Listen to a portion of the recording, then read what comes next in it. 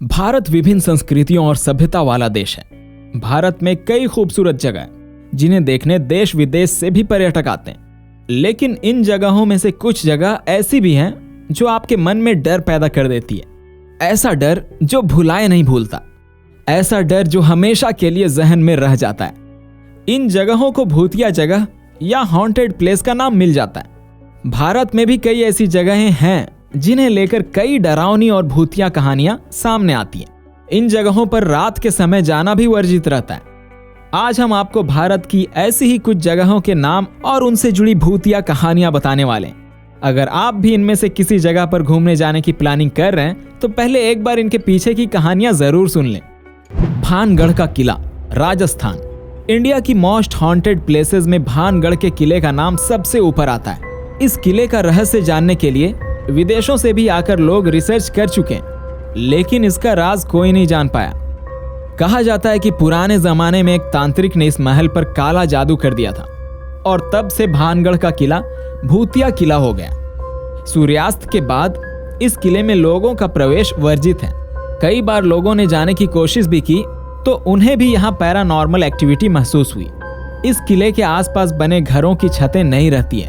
अगर उन छतों को बनवा दिया जाए तो अपने आप चटक कर टूट जाती है। डुमस तट, गुजरात। गुजरात के सूरत में स्थित डुमस तट देखने में बहुत खूबसूरत है, लेकिन ये जगह भी कई डरावनी कहानियों से भरपूर है।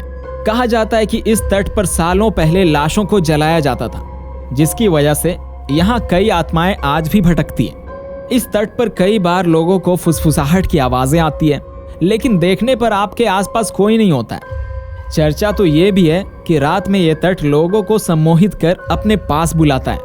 यही नहीं, यहाँ की काली रेत आज भी रहस्य है।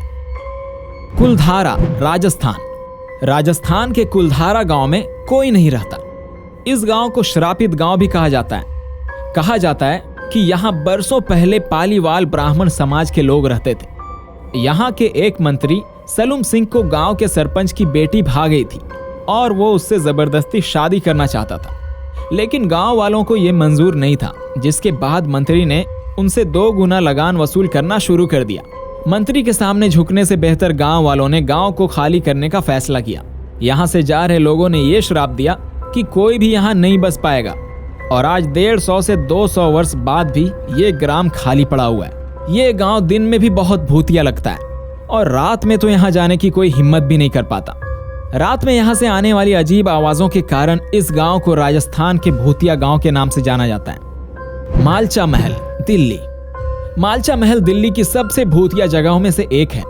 बताया जाता है कि इसका इतिहास करीब 700 साल पुराना है। इस किले को फिरोज शाह तुगलक ने बनवाया था। कुछ समय बाद यहाँ अवध के नवाब वाजिद अली की परपोती बेगम विलायत महल अपने बेटे साइरस राजा महल और अपनी बेटी शकीना महल के साथ रहने लगी थी।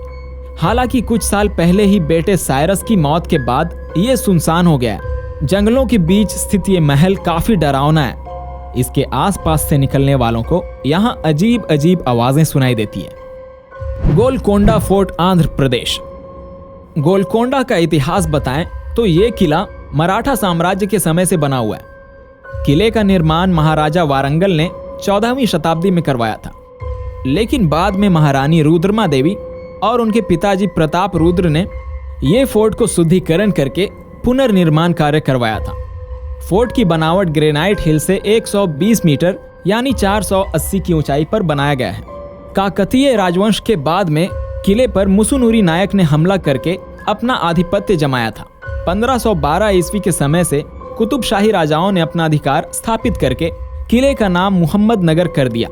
ऐसा माना जाता है कि रानी के शरीर को किले की गहराई में दफनाया गया था और कई लोगों का कहना है कि सूर्यास्त के बाद किले में उनके नाचते पैर की आवाज गूंजती है। तो दोस्तों, ये थी हिंदुस्तान की कुछ ऐसी जगह जहां आप शायद ही जाना चाहेंगे, और अगर आप ये सब सुनने के बाद भी यहां जाने की इच्छा रखते हैं तो आपकी निडरता की तारीफ करना तो बनता है। तो ये था वीडियो का अंत। कैसी लगी आपको ये वीडियो हमें कमेंट करके जरूर बताएं। हम डेली ही ऐसे रोचक वीडियोस लेकर आते हैं अपने चैनल पर। अगर वीडियो पसंद आई तो चैनल को सब्सक्राइब कर दें और वीडियो को लाइक करना ना भूलें। आखिर तक बने रहने के लिए शुक्रिया।